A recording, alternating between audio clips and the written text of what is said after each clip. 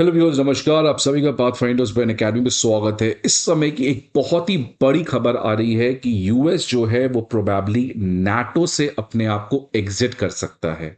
Already बहुत सारे लोग इसकी बात कर रहे थे बट मैंने वीडियो नहीं बनाया। बट आज इलॉन मस्क की तरफ से एक स्टेटमेंट आ रहा है कि इलॉन मस्क इस आइडिया को सपोर्ट करते हैं। और इलॉन मस्क इस समय आपको पता है कि डोनाल्ड ट्रंप के सबसे चहीते व्यक्ति हैं।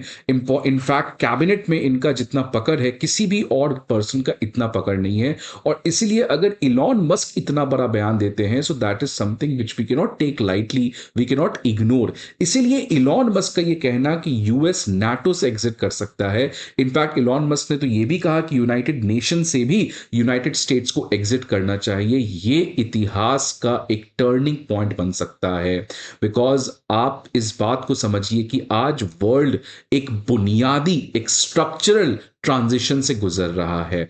अभी तक हमेशा से एक तरीके का कंसेंसस था कि अमेरिका की लीडरशिप है, अमेरिका को कोई थ्रेट नहीं है एज सच। लेकिन जिस तरीके से आज वर्ल्ड में एक मल्टीपोलर वर्ल्ड के अंदर चाइना का क्राइसिस बहुत बड़ा बना है और अमेरिका को पता है कि रशिया बहुत ही छोटा चैलेंजर है एज कंपेयर टू चाइना।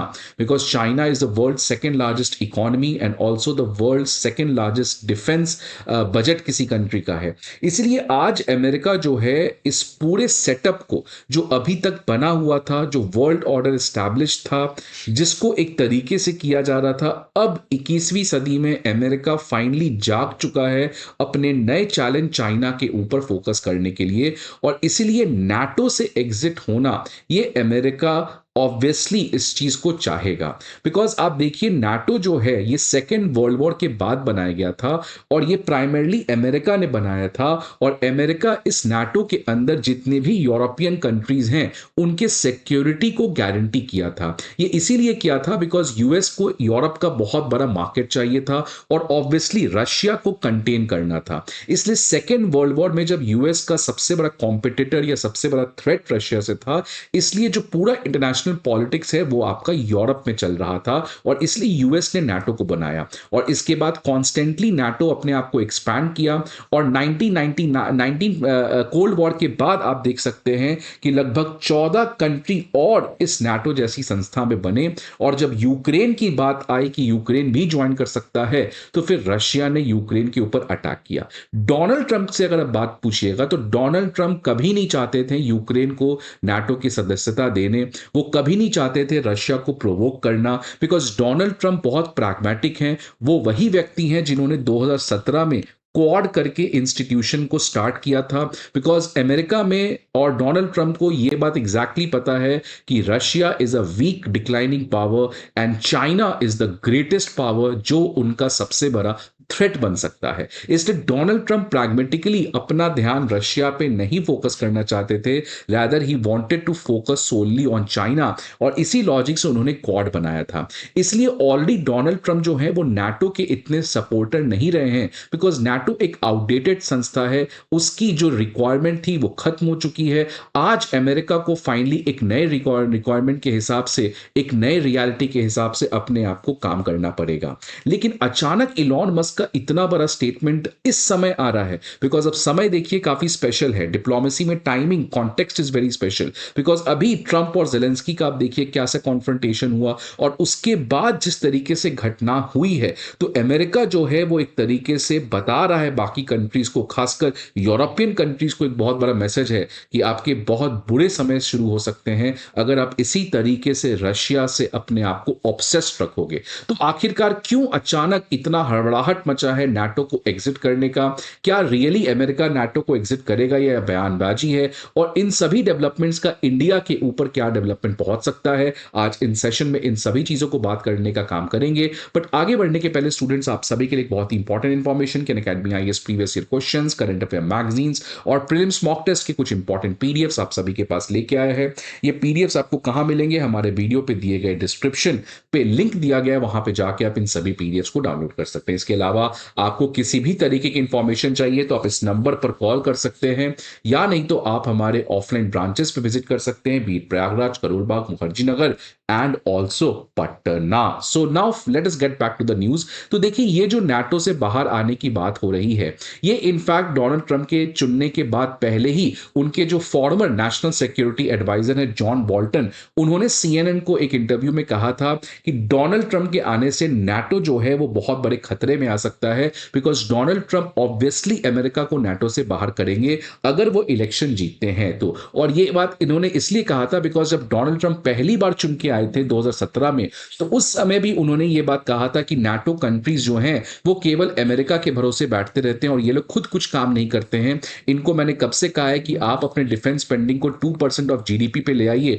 लेकिन आप लोग नहीं लगते हैं और आपकी सिक्योरिटी का जिम्मा हमें लेना पड़ता है। और क्योंकि आज अमेरिका खुद बहुत ज्यादा चैलेंजेस से गुजर रहा है और जो सबसे बड़ा चैलेंज है वो है चाइना, उसके लिए नाटो में एक्सेसिवली अमेरिका, खासकर डोनाल्ड ट्रंप, अपने एनर्जी को फोकस नहीं करना चाहते हैं। और इसलिए देखिए, डोनाल्ड ट्रंप अफगानिस्तान से अपने ट्रूप्स को ले गए, सऊदी अरेबिया से और मिडिल ईस्ट से बैकआउट कर रहे हैं, नाटो यूरोप के पॉलिटिक्स से बचना चाह रहे हैं। तो आखिरकार अमेरिका चाह क्या रहा है? तो डोनाल्ड ट्रंप हमेशा से क्लियर है कि हमारा भैया फोकस चाइना है और इसलिए क्वाड को बनाया भी गया था। और देखिए, जब से डोनाल्ड ट्रंप पावर में आए हैं तब से यूरोप में एक बात चल रही है कि अमेरिका कभी भी नाटो से बाहर हो सकता है। इनफैक्ट यूरोप के जो डिप्लोमेट्स हैं उन्होंने भी इस तरीके का वार्निंग दिया था यूरोप के लीडर्स को कि आपको रेडी रहना चाहिए Europe post US exiting NATO.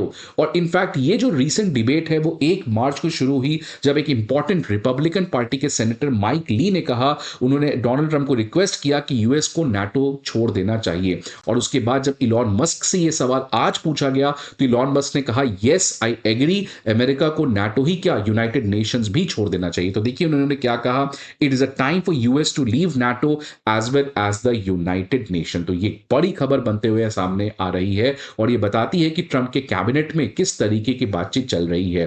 तो ये इमीडिएट इतना बड़ा डिबेट कैसे बन गया या इतना बड़ा अर्जेंसी कैसे हो गया? बिकॉज जिस तरीके से आप देखिए डोनाल्ड ट्रंप और जेलेंस्की के बीच में 1-to-1 कॉन्फ्रंटेशन हुआ, उसके बाद कुछ कंट्रीज जेलेंस्की के सपोर्ट में आ गए, कुछ कंट्रीज लाइक रशिया वो आपको डोनाल्ड ट्रंप के सपोर्ट में आ गए। लेकिन जो सबसे बड़ा लॉबी जो इस समय यूक्रेन के प्रेसिडेंट जेलेंस्की के साथ खड़ा होते हुए दिख रहा है, कब तक रहेगा ये नहीं पता, वो है यूरोप। यूरोपियन लीडर्स जो हैं वो यूक्रेन के प्रेसिडेंट जेलेंस्की के पास खड़े हो गए। उन्होंने कहा कि कोई टेंशन नहीं है, हम आपके साथ हैं। इनफैक्ट ब्रिटेन जो है वो इस समय यूक्रेन के ऊपर एक तरीके का समिट भी किया है, जहां पे आप देख सकते हैं फ्रांस के लीडर, जर्मनी के लीडर, कनाडा के प्राइम मिनिस्टर, ये सब यहां पे साबित हैं। तो एक तरीके से ये मैसेज इलॉन मस्क और डोनाल्ड ट्रंप देना चाह रहे हैं कि अगर इसी तरीके से यूरोप सीज फायर नहीं होने देगा, यूरोप जो है, यूरोपियन यूनियन जो है वो यूरोप में पीस नहीं होने देगा, अगर इसी तरीके से यूरोपियन यूनियन रशिया को प्रोवोक करते रहेगा, तो फिर भैया आप अपना देखिए, हमें आपके इस तरीके के पॉलिटिक्स में ऑब्सेस्ड नहीं होना है। तो देखिए डोनाल्ड ट्रंप का भी कुछ हद तक सही है, ये वॉर चलेगा तो चलेगा कब तक?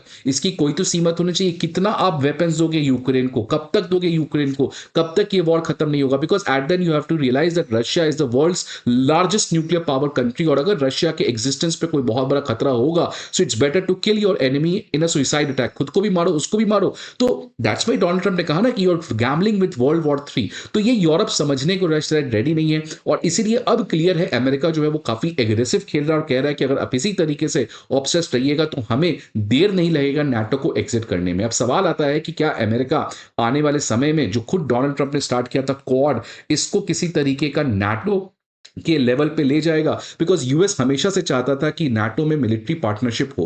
क्वाड में क्योंकि ये नहीं हो पा रहा था, इसलिए तो अमेरिका ने ऑकस बनाया कि किस तरीके से मिलिट्रीली इंडो पैसिफिक में कोऑर्डिनेशन और कन्वर्जेंसेस को बढ़ाया जाए। इनफैक्ट जापान के प्राइम मिनिस्टर लास्ट ईयर ही उन्होंने एक बहुत बड़ा डिबेट कह दिया। उन्होंने कहा कि जो क्वाड है उसको हमें एक तरीके से एशियन नाटो बनना चाहिए। तो इसमें अगर देखा जाए तो ऑस्ट्रेलिया, यूएस और जापान ये सब रेडी हैं कि क्वाड को एक हमें मिलिट्री एस्पेक्ट देना चाहिए। द ओनली एक्सेप्शन जो इस आइडिया को कंप्लीटली रिजेक्ट कर चुका है वो है भारत। बिकॉज भारत का कहना है कि हम अमेरिका के अलायंस पार्टनर नहीं है, जापान अमेरिका का रिलेशन अलग है, हमारा एक स्ट्रैटेजिक ऑटोनॉमी एक बहुत इंपॉर्टेंट पिलर है, इसलिए हम किसी भी तरीके के ऐसे अलायंस को साथ ज्वाइन नहीं कर सकते हैं जिसमें कोई मिलिट्री डायमेंशन है। तो भारत के रिलेक्टेंस की वजह से ही क्वाड जो है वो एक तरीके का नाटो में कन्वर्ट नहीं हो पा रहा है। अब आप बताइए, आपके हिसाब से क्या भारत को चाइना को डिसाइसिवली रोकने के लिए क्वाड को नाटो की तरह बनाना चाहिए, या अगर भारत इस तरीके से स्ट्रैटेजिक ऑटोनॉमी को फॉलो करता है तो क्या यूएस जो है वो क्वाड को छोड़कर